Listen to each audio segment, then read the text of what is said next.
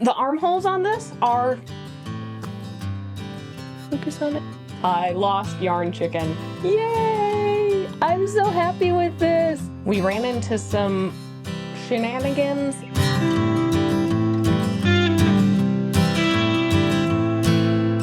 All right, it's the end of August, so I thought I'd do a bit of a wrap up of what I have been knitting and getting up to this month. Hi folks, if you're new here, I'm Dawn. This is Tangled Together, where I talk about my knitting hobby as well as the other things in life that get all tangled up in it. Before I get into what I am currently working on, let's talk about a couple projects that I kind of, they're not finished objects. I don't have any finished objects to show you, but they are my frogging objects that I'm going to show you before I actually frog them. The first is the oolong tank that I finally joined the, not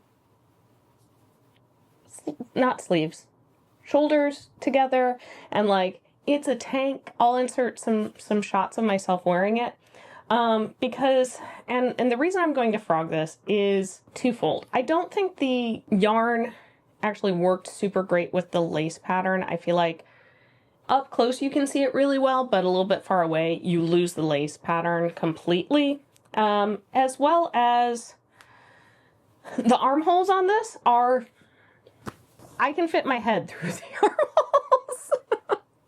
Like, they're just huge. I think if I do this pattern again, what I'm going to do is change and split for the armholes actually at the same time or after I've split for the V-neck neck, because I think that will give me a appropriate armhole size for my actual arms. I think because I have a maybe larger bust measurement, maybe I should have sized down and used some bust darts. It was in the pattern, but this is one of the first bottom-up patterns that I've done. And I think it's the only bottom-up, like, non-seamed pattern I've done. I think I did a bottom-up sweater for my husband years ago, but it was seamed, and it was for my husband, and it was a sweater. So if it was a little bit big, not a problem. Or maybe if I had done one or two less repeats on the armholes, because I didn't need it to be that long. Oh no, but that wouldn't have the front and back line up. Because I do like how cropped it is. I do like where it falls with the crop. So yeah, I think it is really just moving up that armhole for me, or going back and sizing down, but adding the bust darts. And I did like the drapiness. I did like how big it was. So yeah, I think it is going back and changing where I split the armholes.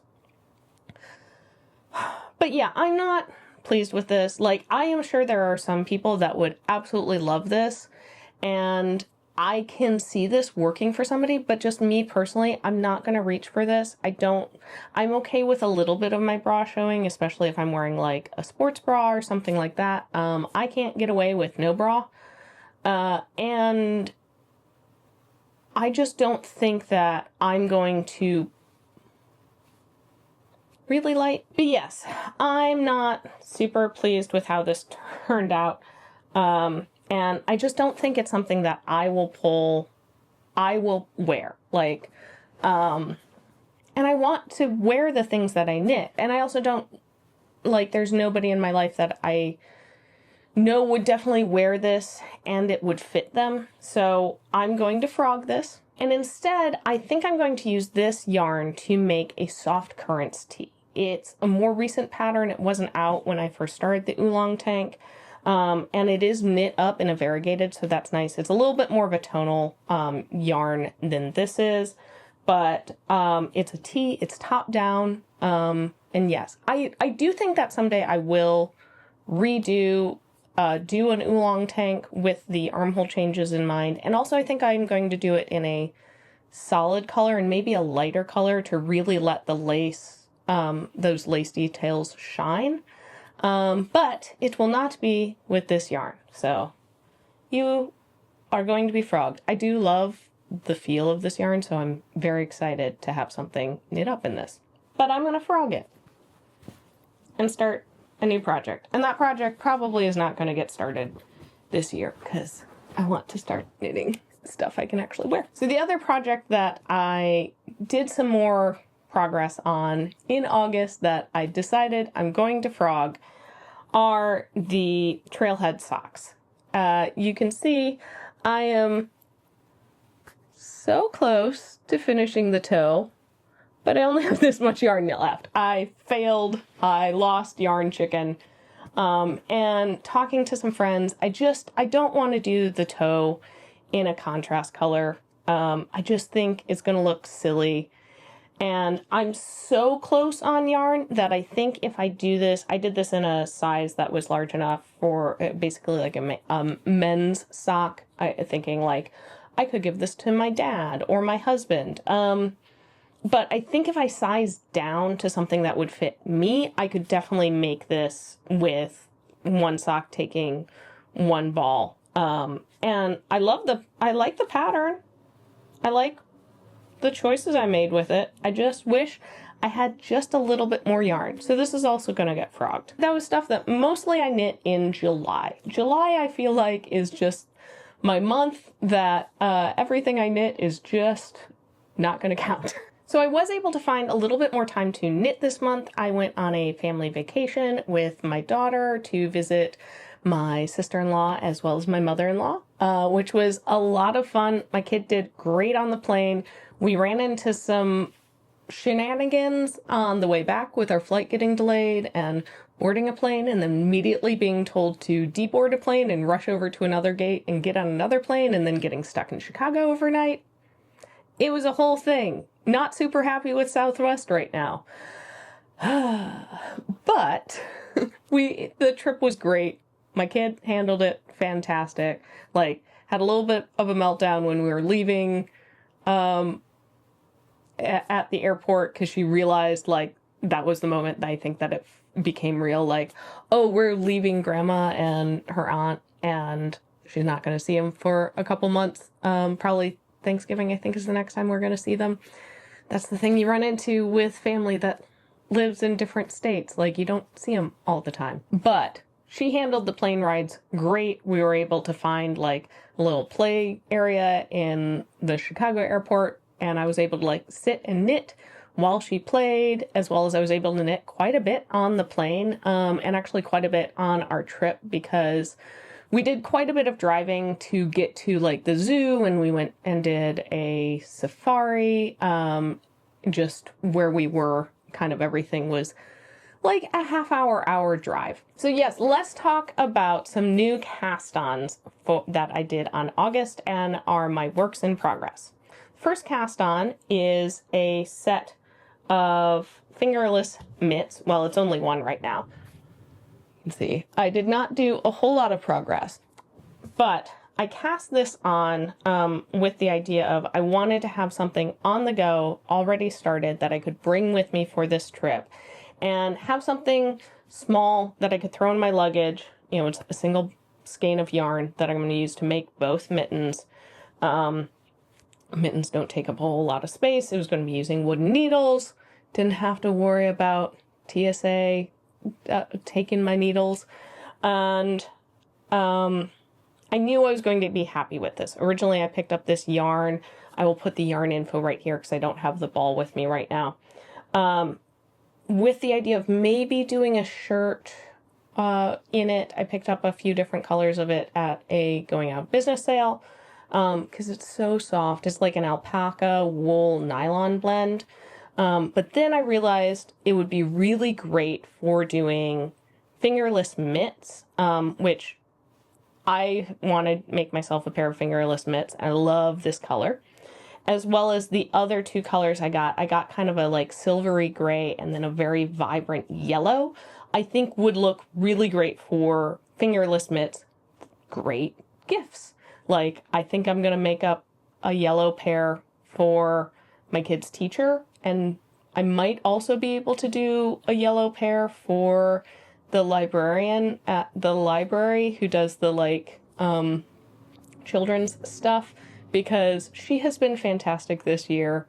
And I don't know, I just a thank you. And I figure fingerless mitts are a pretty safe, like, gift knit for somebody, even if you don't know them very well, because you don't have to guess too much on sizing. And really the only thing is, like, do they have any, like, wool allergies? So I'm playing a little fast and loose there. But I'm hoping not. And yes, we shall see if I actually make enough progress on that to give those to them this year for the holidays. I'll put the pattern name and everything up here because I can't remember it off the top of my head. I think it's a Stephen West, but it's like this fun textured fingerless mitt. They're very long. I think I'm only going to do them to about here because for me, I'm definitely not going to wear one all the way up to my elbow, and I think just practically most people would prefer a like mid-arm fingerless mitt. Which also means I probably will be able to get like 2 pairs worth out of a single skein of this yarn. So yes, I had this knit up the cuff and started into the texture pattern before the trip, just so I had it ready to go. I didn't have to worry about like trying to cast on something on the plane.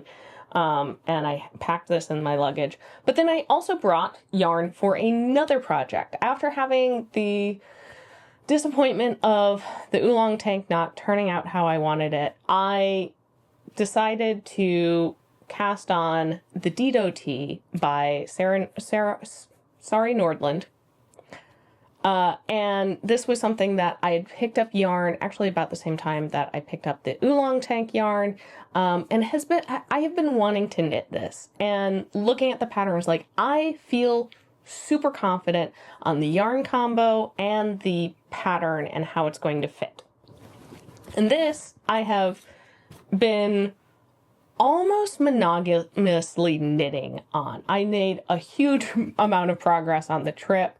And I think I did the whole back yoke, most of the front yoke, and I think I just joined it on the trip. So just in like 4 days. But here, let me pull it out and show you. It is a top-down t-shirt, so a construction I'm a little bit more comfortable with.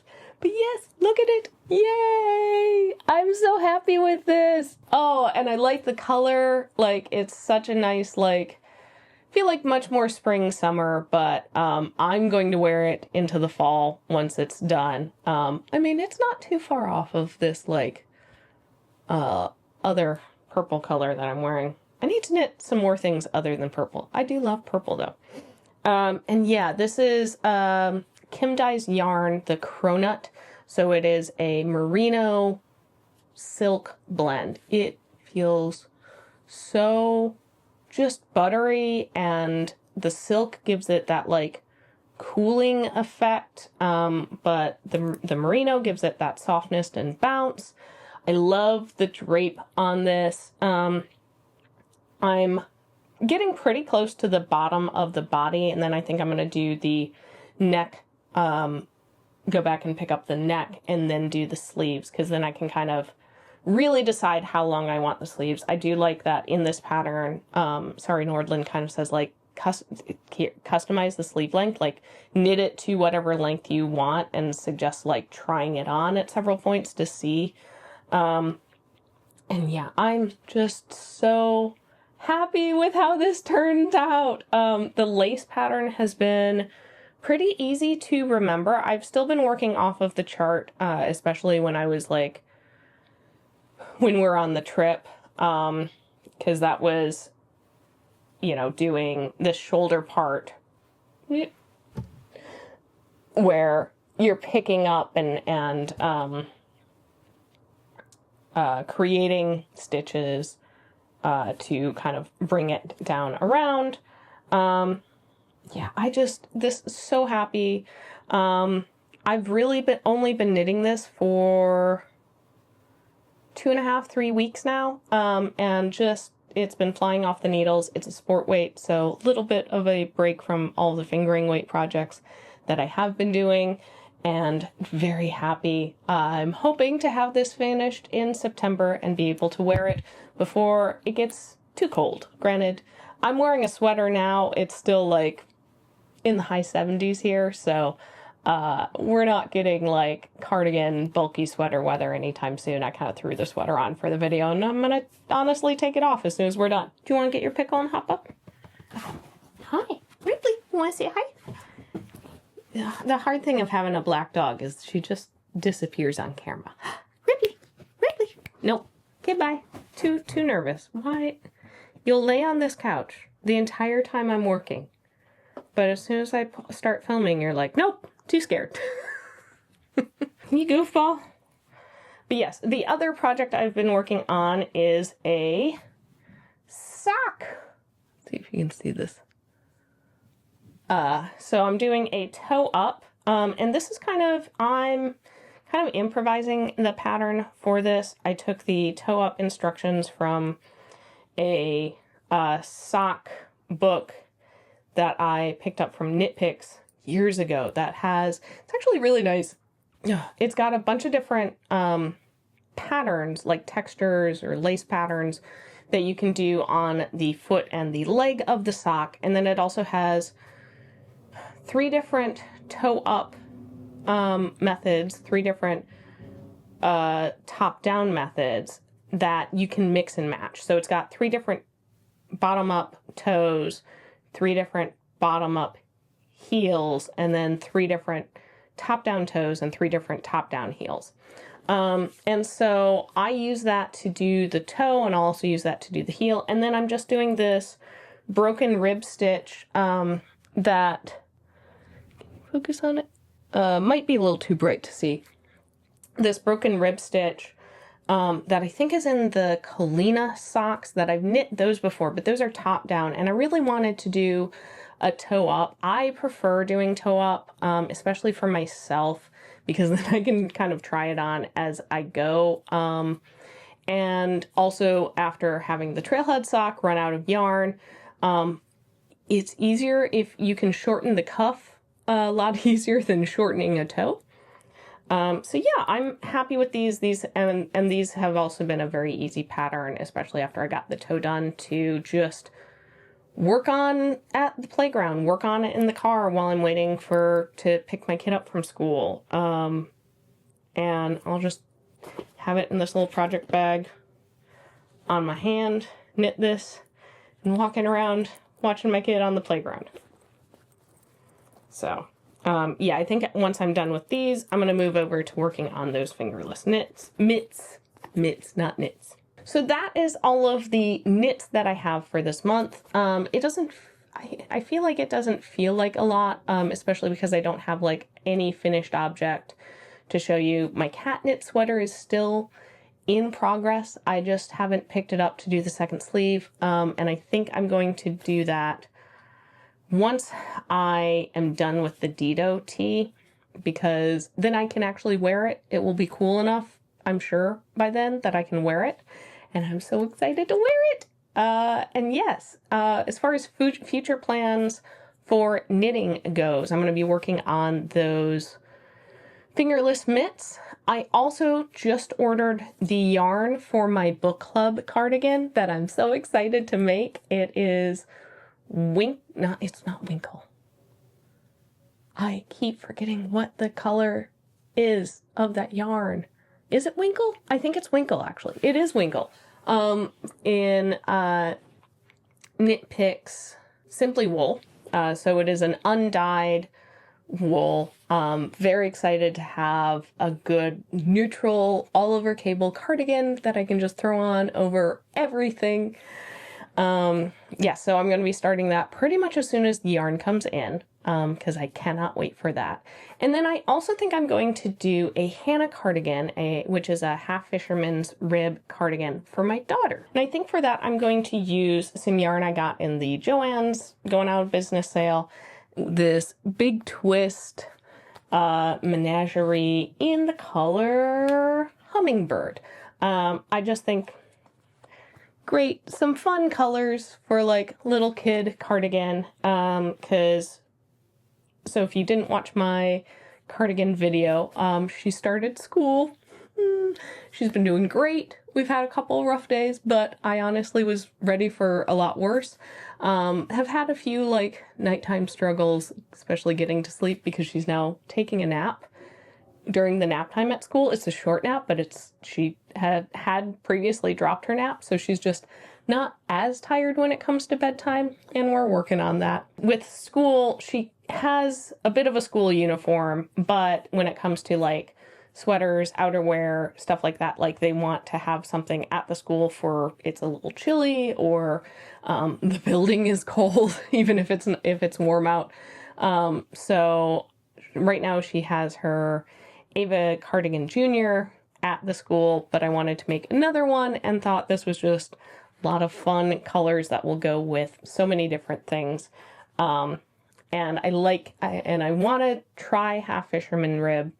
I haven't before, and I think doing it on a mini sweater is really good practice. So yes, that is all of the knitting things that are going on, but I did want to talk about two other kind of non-knitting things.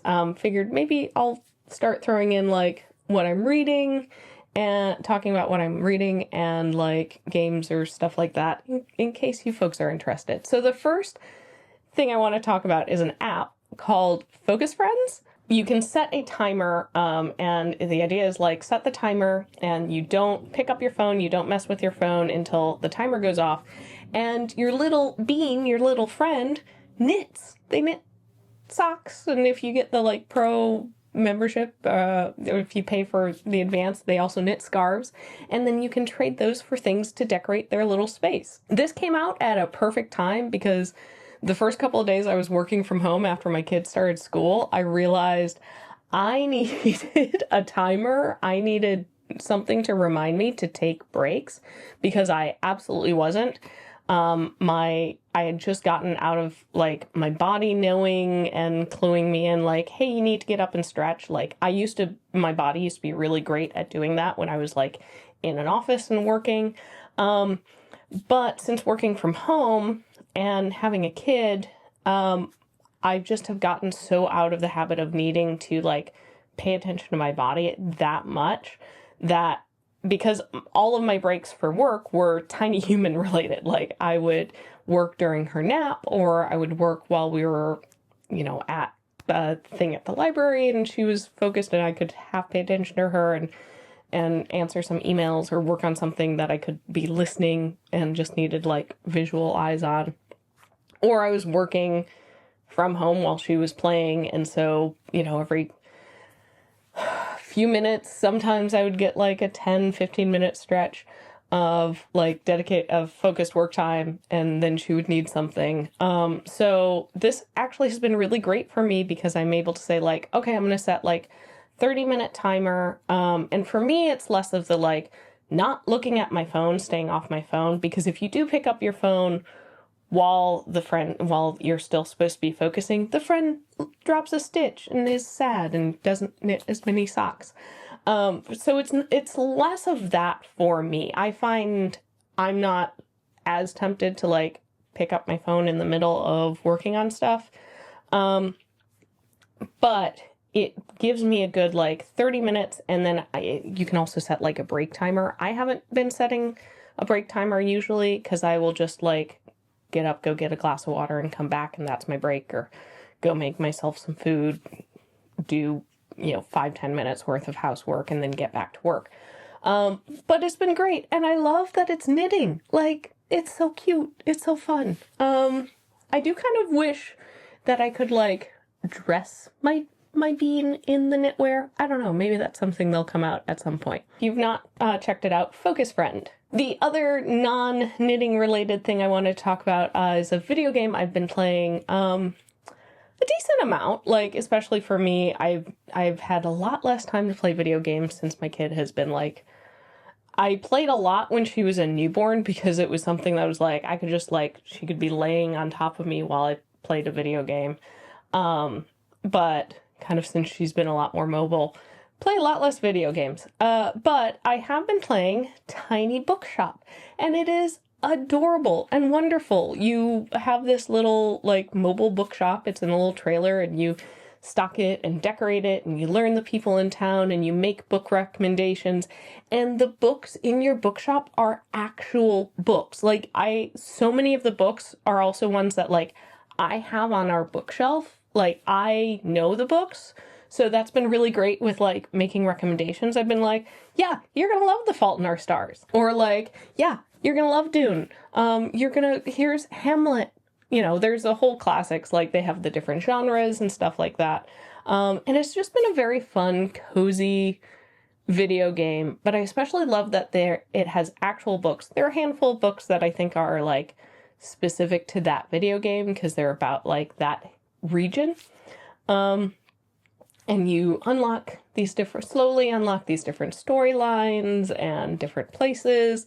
And it's just been a very fun, like, little bit slower paced video game, very much that like cozy video game. But it's not farming. It's not necessarily like building a house, like you're decorating your bookshop, but, you know, you can change it every single day. And I'm really enjoying that. And I think, I don't know, might be something you might enjoy as well. So yeah, if you like this little section at the end where I talk about some of my other things, like I can definitely talk about the books that I'm reading. Let me know, and I can start adding that onto the end, especially of these monthly update videos. I'd love to know, what have you been knitting? What have you been up to this month? Was August a productive month for you, or was it just like, I gotta get through this last like month of real heavy summer and then I can finally pick up some winter knits? I am looking forward to doing some more winter knits. I think I have a little bit more comfort of knowing the pattern, like looking at the pattern and knowing it's definitely going to be a good fit for me with winter knits more so than summer knits. This was my first year of delving into summer knits, and with mixed success. If you want to find out a little bit more about my day-to-day, what I'm up to, you can follow me on Instagram and also check out some of my projects on Ravelry. If you enjoyed the video, please make sure that you're subscribed and give it a like. And I will see you next time. Bye!